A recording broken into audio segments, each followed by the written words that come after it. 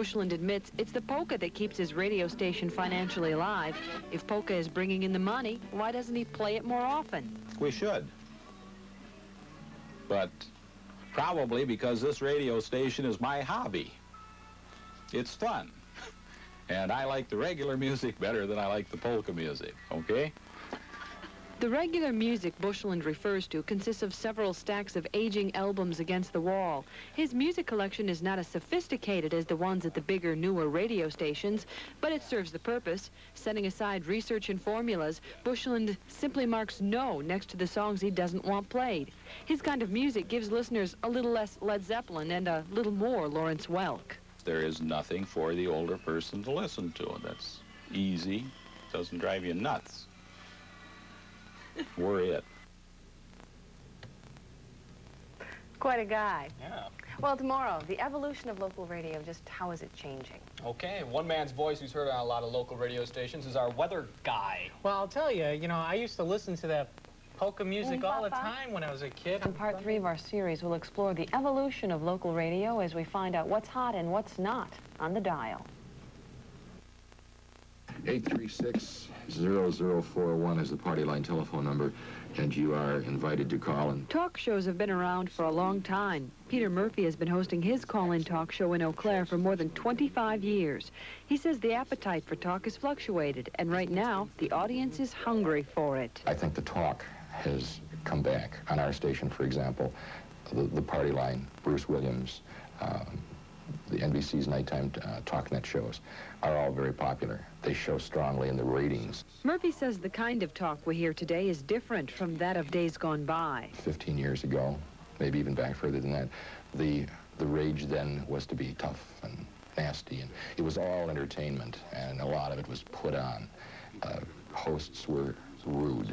But some radio personalities in bigger cities are breaking new ground, going beyond rude. Some call it shock radio. Disc jockeys purposefully use obscenities, racist remarks, and sexual innuendos to attract listeners. The head of 2 of the area's big radio stations says none of it belongs in Eau Claire. It's on its way in the smaller and medium markets where the talent is just now beginning to catch on to that as a possible way to generate comment and controversy and audience. It's on its way out in the big markets where it's already run its course. But in a market like this, for instance, in an Eau Claire, that would be a very dangerous format to adopt. Taylor says shock radio is an example of a new trend now occurring in the industry. We're doing away with the word broadcasting. We now call it narrowcasting. To guarantee themselves a piece of the pie, some stations are now airing songs and programs that appeal to a very select, narrow audience. And you'll find some very, very narrow formats. You'll find some that they're so narrow I can't see who they appeal to. On the other hand, Western Wisconsin can't tune out the broad appeal country western music has here. The area's #1 station plays it. Even though that kind of music tends to do best down south, the heartland of Wisconsin is considered a hotbed for country. Tomorrow when I wake. There was sort of a false high there during the urban cowboy stage when it was a fad after that movie and was real popular until disco came along, and the same thing happened to disco. And right now, country music's had to do the same thing, go back to the drawing board and come up with new acts that are fresh and exciting and very desirable. And right now it is paying off. Tomorrow, on part 4 of our series, is it now? Monday, Tuesday, Wednesday, Thursday. We'll be looking at a different kind of country music. It's called clean country. You won't find it anywhere else except right here in the Chippewa Valley. All right. Joining us now is News Center meteorologist John Wendell. Only clean country radio station in the nation. But the fact that the station is a one of its kind is not its only claim to uniqueness. You'll find out what we mean in tonight's segment of our special series on local radio. Was it a morning like this? The studio is as clean as its music. Nothing goes on the air unless it has first been checked and approved. I guess if it doesn't meet the standards of what we feel should be on the air, then we won't air it, no matter how popular a country song it is. Greg's dad, Warren, says clean country is no nonsense. We'll not play any kind of music that contains any profanity, with any suggestive stories. No womanizing or carousing or gambling or drinking. Also, we will not play any music by any artist that has what some people might consider rather tainted life. The Stewart family holds the same high standards for clean country as it does for its other radio station. It plays Christian music, and the Stewarts say it has one of the strongest listenerships of any gospel station in the country. It, too, is different from others of its kind. In addition to the religious music it plays, it has sports, news, weather, and entertainment. So many of the Christian stations have what we call wall-to-wall sermons, and many of them have broadcast people who we would call the howlers, screamers, and beggars. We want to have something that will reach everyone. Another element that makes this station stand out from the rest is the Stewart family. Warren Stewart and his wife Mabel Louise have their own radio show. Did you know that that's what the word Thanksgiving really means? It means thanks living. Each morning, broadcasting out of their basement, they spread the word. Matthew 11:25 said, I thank thee, O Father, Lord of heaven and earth.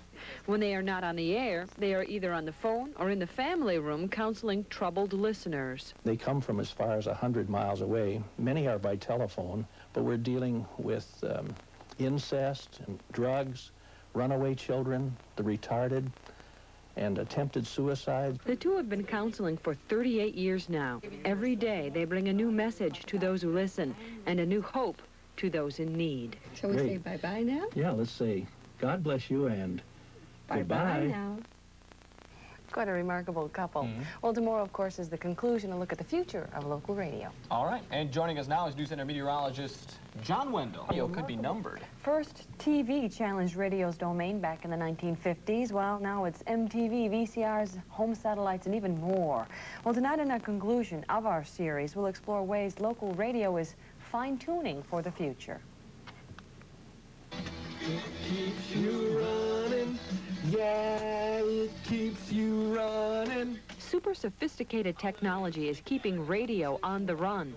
Brand new on the scene are shiny compact discs. They sound better than records, but they are also more expensive. Then there is automation. This big machine is basically an overgrown phonograph that plays pre-recorded programs and music. Several local radio stations use automation to varying degrees. Why? Machines don't demand disc jockeys' wages. And I don't think that automation is something that any radio station does unless it's for reasons of economy. Obviously, you have taken the live out of radio. You've taken the personalities out of radio. Apparently, high-tech radio isn't the ultimate answer. One local broadcaster says disc jockeys are an important part of the formula. I think talent is a large part of the answer. But that's also a very expensive way to go about solving the problem. It's a whole lot easier to just play records. Some stations are using new strategies to attract more listeners, such as playing more records in a row. It's kind of a march to nowhere. The competitor does 13, so he can do 14, and then they'll do 15, and then he can do... And eventually, I don't know where it goes. In the years ahead, radio faces still more challenges. It will need additional fine-tuning to meet the demands of a changing culture. But most of the people who run radio stations in our area agree radio does face a bright future, because no matter how you listen to it, there is nothing else quite like radio. Radio will always be with us because it is the only medium where you can be entertained yet work at the same time. How about there's nothing else quite like John Murphy from I'm Wait not Radio? saying a word about John. Basically, what I found out, while some radio stations are racing ahead to keep up with technology, others, they're getting back to the basics, Jim. People communicating, entertaining other people. All right, thank you much, Michelle. A magical, mystical creature. Right here in this